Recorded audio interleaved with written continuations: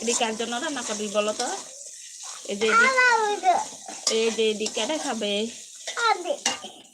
তুমি খাবে না? খাবারে দিতাম হাপ্পা। হ্যাঁ, তোমার জন্য হাপ্পা রান্না আছে, দাদারে দিতাম না রান্না। ঠিক আছে মা, ঠিক আছে, কি বলে দিতাম না এই হাপ্পা আমার ঠিক আছে খাবে খালি।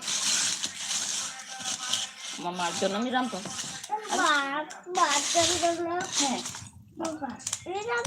হ্যাঁ হ্যাঁ